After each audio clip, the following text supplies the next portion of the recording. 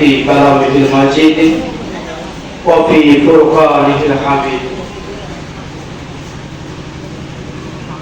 يا أيها الذين آمنوا استعينوا بالصبر والصلاة إن الله مع الصابرين ولا تقولوا لمن يقتل في سبيل الله أموات بل أحياء ولكن لا تشعرون. صدق الله العظيم وصدق نبيه الكريم ونحن على ذلك من الشاهدين والشاكرين والحمد لله رب العالمين. সুসম্মানিত হাজিরিন, আজকের এই মহান অলি ফিরে কামলে মুহাম্মদ এশিয়া মহাদেশের মহাসম্রাট আলহাজ সৈয়দ আব্দুল সাত্তার নকশবন্দি রহমাতুল্লাহ আলাইহির পবিত্র ওফাত দিবস উপলক্ষে আজকের এই সেমিনারের গুরুত্বপূর্ণ অধিবেশনের গুরুত্বপূর্ণ সময়ে আমি আব্দুল আজিজ সর্বপ্রথম আপনাদেরকে সালাম জ্ঞাপন করছি। আসসালামু আলাইকুম ওয়া রাহমাতুল্লাহি তাআলা ওয়া বারাকাতুহু।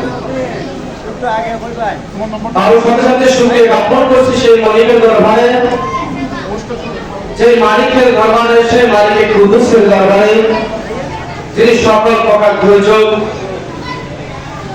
সকল প্রকার ব্যথাম, শয়তান ওয়াসওয়াসা থেকে, দুনিয়াবি সকল পাশাই কাছ থেকে আজকে এই মহান আল্লাহর ওলির পবিত্র ওফাত দিবসের সম্মানিত অনুষ্ঠানে আমি গুনাহগারকে আশ্রয় বসার এবং আপনার সঙ্গে কয়েকটা কথা বলার তৌফিক দান করেছেন, এই জন্য আমরা শুকরিয়া আদান সবাই বলি আলহামদুলিল্লাহ। তার সাথে সাথে দুরূদ আর সালাম সেই মহান ভয়ান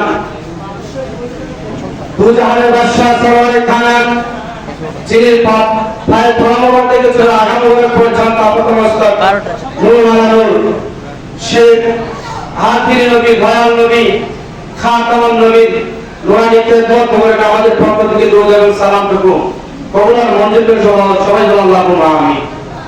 প্রিয় হাজিরিন, আজকে এই গুরুত্বপূর্ণ সময় আমি দীর্ঘায়িত করব না, আমি শুধু আল্লাহর ওলির সম্পর্কে একটাই কথা বলবো।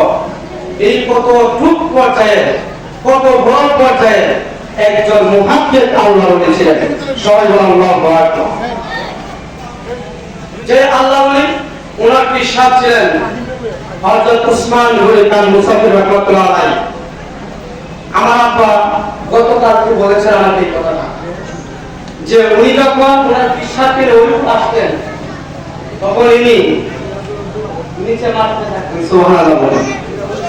কত বড় একজন আল্লাহর ওলি ছিল, সে আল্লাহর ওলি মাটিতে থাকতেন এবং আমাদের বাড়ি থেকে যে বাগান বাড়ি ঘাটা, আমাদের ফরিদপুর বাজার ঘাটা, এটা থেকে বাজার পর্যন্ত, বান্দর বাজারে শেষ সীমানা পর্যন্ত প্রায় 1 কিলোমিটার জায়গা ওনার পিসাবকে গোসল করার জন্য তিনি কলসি মাথায় নিয়ে সে ডোবা থেকে পানি আমাদের বাড়ি গোসল করাইতো। আল্লাহু আকবার বলবেন না?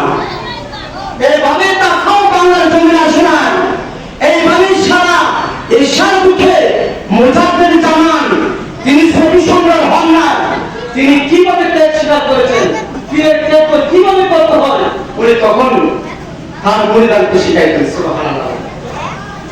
উনি মাথায় করে সেই কলসি মাথায় করে নিয়ে আসা ওনার পিসাবকে গোসল করাইতেন।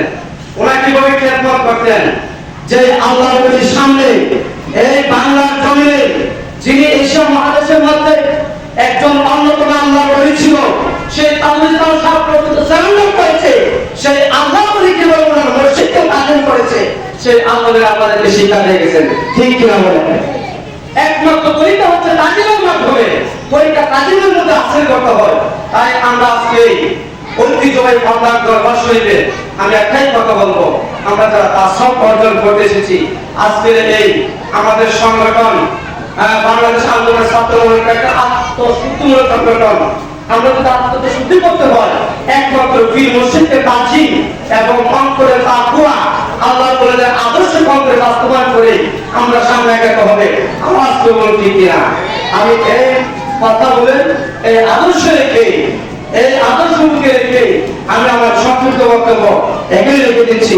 আসসালামু আলাইকুম ওয়া রাহমাতুল্লাহ। রহমতুল্লাহি তাআলা ওয়া বারাকাতুহু।